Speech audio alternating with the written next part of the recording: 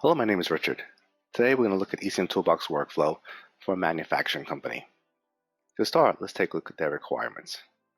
They had a hard copy form that they wanted to route around for review and approval. They wanted to turn this into an electronic e-form.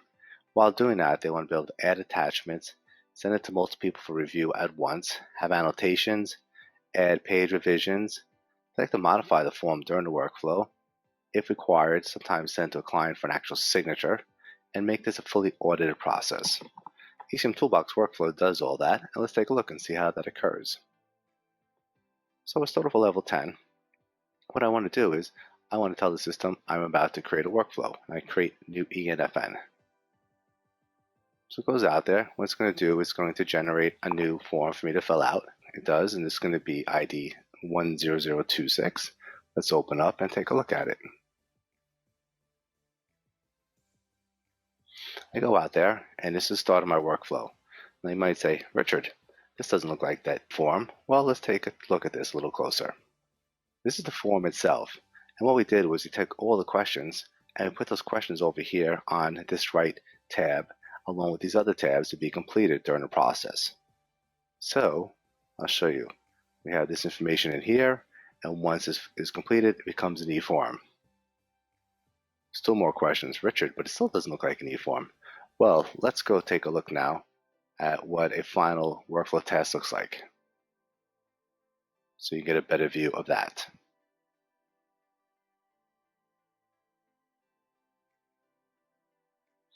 Here is the final task before the workflow is fully completed. You'll see this is exactly what that form looks like and has been completed.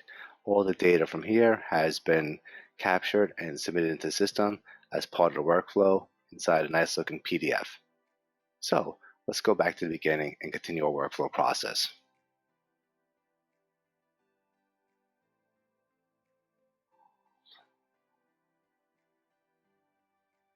We open up the workflow, and what we see here is a page holder. What we can do now is we can go out there and decide what page or what attachments do we want to include inside this workflow. And we're going to select an engine part. We open it up and we upload it. This now is part of the attachment of the e-form that people are reviewing and commenting on. So let's go complete our form here.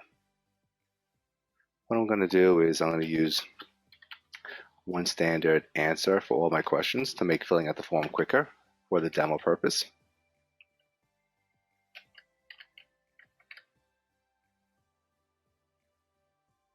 We have drop downs and other ways to make the process even faster, such as we can do date pickers on a calendar. For this workflow process, they wanted the person who's completed the form to determine who the form should get routed to for each role. And for the purpose to make it a workflow faster, again, I will use my name. I can now also go in and add other sections about the revision history, description, reasons, and notes. This way, all of my questions will be answered. If I want to see the history so far, who's looked at it, it's very simple and very basic. It's all going to be me, and this history is continuously tracked and presented back. Once I'm done, I hit submit, and it'll get sent to the next level, which is level 20. I go here, I can open up the workflow. You'll see there all of my questions have been answered with RT130. If I needed to go back and change it and maybe call it RT130A, I can do that, and my part has been submitted there. Okay, now from here I hit approve, and this is where the parallel processing takes place. It went to level 30, 40, 50, and 60. You'll see each one of these has 4, because there's 4 pending tasks for each person or each role. And I'm going to open up a level 30 and start working on it. So what we see already is that the indexes are not editable. They didn't want the people in these roles to be able to edit it. They did want them to be able to go see it. They can go forward. They can add or attach a new page they want to. Or maybe they need to print this out and send a copy to a customer for a signature with the e-form. What we do now is we just hit generate. This goes out, and what it'll do is it compiles all of the e-form information and creates a new form inside of Application Extender. If we want to send that to the customer, we can just hit ECM Toolbox, click on Related Docs, and that'll show us which forms are inside there. Here's the one customer to sign. I click to open that, and here's my document. I can print it out, or I can email it to the customer. As simple as that. Once I'm done here at level 30, I hit Approve. And the workflow will look to see if the other workflow tasks have been completed. You'll see now this is 3 and 444 because they're waiting for these ones to be parallel processed.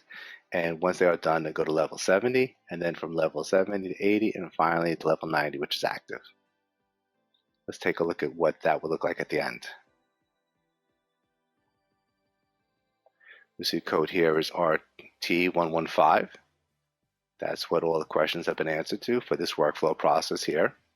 If I go look at the next document, it's going to be the attachment that I did add. The document after that is going to be if I have put any comments in there, and the last section will be showing the audit history. Thank you for your time. I think you see that the ECM Toolbox is very powerful and could help you with your workflows also. Have a great day.